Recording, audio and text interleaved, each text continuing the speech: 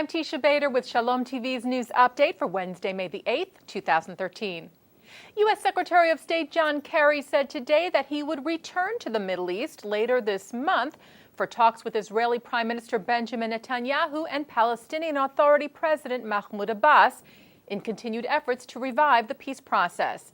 In that same vein, Kerry met with Israeli Justice Minister Livni in Rome today.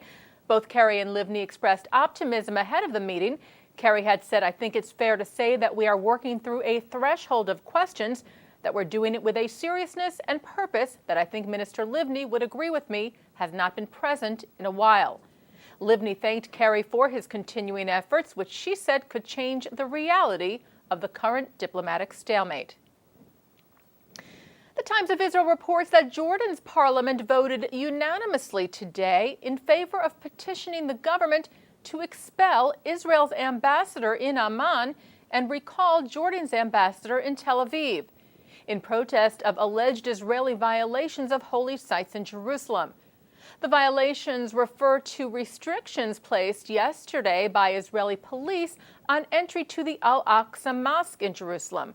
According to the Palestinian Ma'an news agency, police set up checkpoints to the site's entrance and prevented Palestinian men and women under the age of 50 from entering. Normally, restrictions apply only to men under the age of 40. Israel police spokesman Mickey Rosenfeld explained that the limitations were put into place because Muslim worshippers had thrown rocks and chairs at tourists visiting the site yesterday. In response to Jordan's vote today, Israeli President Shimon Peres assured the country that worshippers would be able to pray in their respective holy sites. Peres said, "The peace with Jordan is dear to us, and we will respect all the holy places to all the religions, and will do everything to keep them secure, as was agreed upon in the peace accords." Meanwhile, Ynet reports that Israel police have released a top Muslim cleric who was detained over his participation in yesterday's disturbances at the Al-Aqsa Mosque. Mufti Mohammed Hussein, who is the top Muslim cleric in the Palestinian territories, was released by Israel police today. They said the investigation, however, into yesterday's disturbances was ongoing. Well, it seems Stephen Hawking is, in fact, boycotting Israel. The world-renowned physicist made headlines today after he canceled his participation in the upcoming presidential conference in Jerusalem.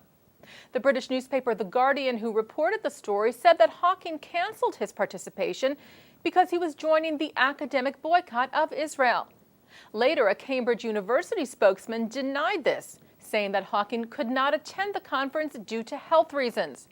However, now a university spokesperson has said that Hawking, in fact, sent a letter to President Peres explaining that his decision was influenced by Palestinian academics who asked him to uphold the academic boycott on Israel. The annual presidential conference brings together world leaders, academics, artists, and others to discuss issues of geopolitics, economics, environment, and more. This year, it is also a celebration of President Peres' 90th birthday.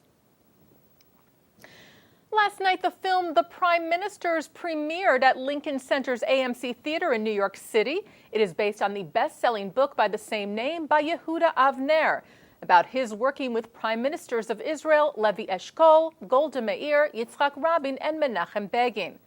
Shalom TV was there last night with exclusive coverage of the event, and Mark Gullub had a chance to speak with Avner about the film. You're speaking not only to American Jewry right now, but much of the American people are watching you on Shalom TV. If there was one thing you hope people got from reading the Prime Ministers, the overarching theme for you, what were you trying to communicate, and what do you hope people take away from your extraordinary work? My answer is every single one of the Prime Ministers whom I had the privilege to work with them for, and their successors today, all of them love peace, but they love freedom more. It has been an honor to be with you many times. Kol tuv v'hatzlacha. We'll sit in the studio one day, but right now this is your day. Mazal tov. Mazal tov. Thank you. Yehuda Avner.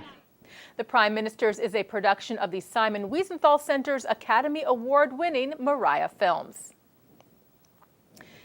The Jewish Federations of North America announced today that Israeli Prime Minister Netanyahu will be headlining their 2013 General Assembly in Jerusalem, set to take place in November of this year. The Prime Minister will address the GA on the current challenges confronting Israel and the Jewish people. The GA will take place November 10th through the 12th at Jerusalem's International Convention Center. It is the signature annual gathering of Jewish federations and the Jewish communal world. And finally today, the Jewish world is celebrating Yom Yerushalayim, Jerusalem Day, which commemorates the reunification of Jerusalem in 1967. The day, a very important one in the State of Israel, features formal ceremonies including memorial services for soldiers who died in the battle for Jerusalem in June of 1967 during the Six-Day War. The Jewish Federations of North America has a special Jerusalem Day video up on their website, allowing viewers to spend a virtual day in the capital.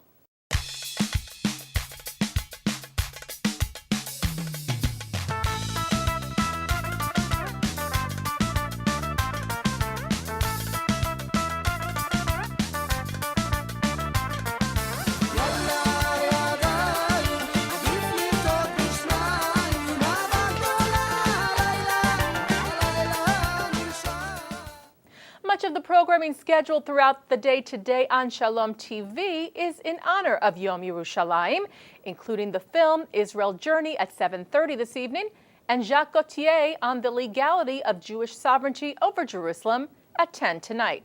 We hope you all enjoy it.